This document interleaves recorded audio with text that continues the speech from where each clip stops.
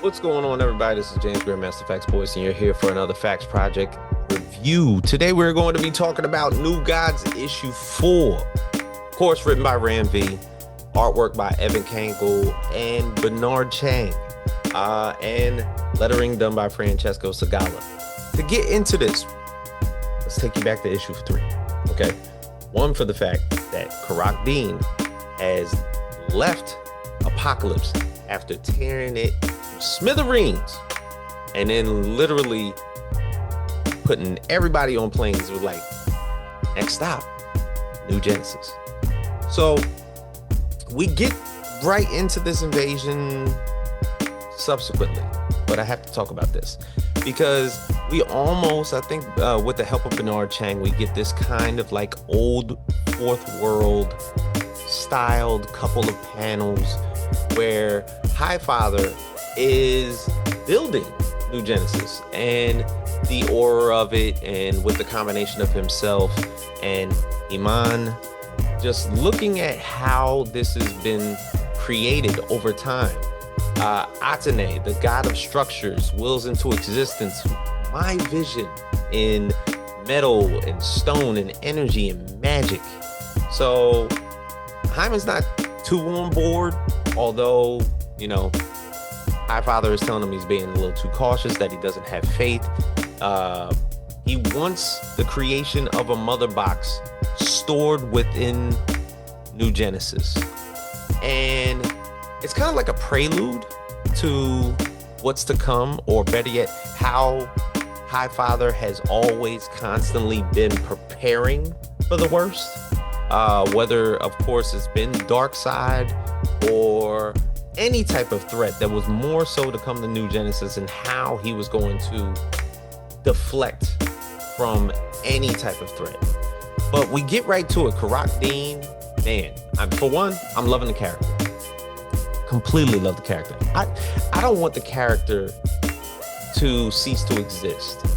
And I feel like the mission that he is on, there's a purpose that we are not being told. And I want to know why. Why he wants to get rid of all source-born creatures and living things. He goes to Apocalypse, havoc. Everybody is either dead or formidably destroyed. Now going to New Genesis and doing the exact same thing, possibly getting the Highfather, but Highfather's a different animal. You know, Darkseid not being on Apocalypse might have been the reason for the fall of Apocalypse. But Highfather, that rivalry between Darkseid actually meant something. And they've always stayed at, for the most part, they've always stayed at a distance because of how powerful they both are. So it can only mean that, without seeing it too many times, Highfather has to step into this battle. And we're going to see exactly what he's made of. So when we get right to it, Korok Ator's ships are going right into New Genesis. And the calling card that Highfather pulls out is Shadowfall. And for anybody that has not read Green Lantern's Godhead, the Kyle Rayner story, to where Highfather instructed most of his people from New Genesis to try to retrieve a Green Lantern ring that was attached to a human finger, and literally Shadowfall, one of the most elusive archers in all of the universe, shot an arrow to knock a Green Lantern ring off of a Green Lantern's finger.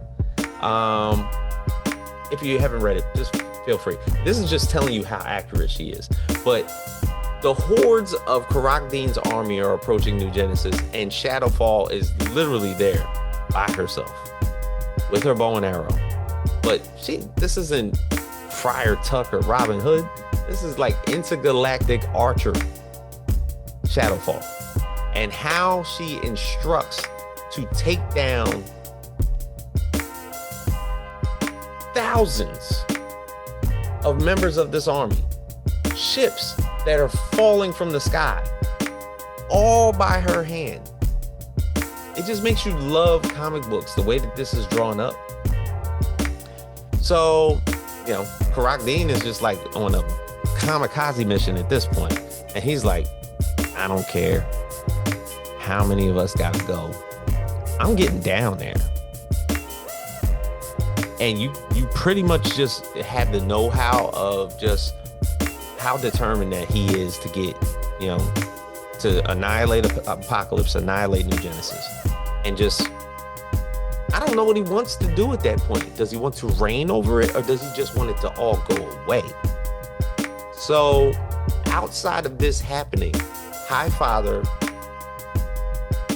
takes a couple steps up and is like, sometimes like almost like in a Thanos way, sometimes you gotta do things yourself, and disappears for a moment. The panel cuts back to Earth, to where this Sourceborn child that we've been talking about for the past 3 issues is finally found by Mr. Miracle and Barda and Oberon. And it's a little late, because guess who's showing up? Yeah, Orion.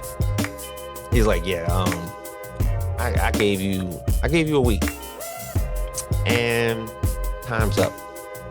So whatever you feel as though you need to do at this point in time, prepare yourself, because I'm coming. And just jumps right into action, to where, the way that Scott kind of talks to Orion is kind of like, you're not understanding. You shouldn't be like your father in these type of moments. And ultimately, we kind of forgot, Barda is like right there, and you don't really cross Scott unless you want to deal with Barda.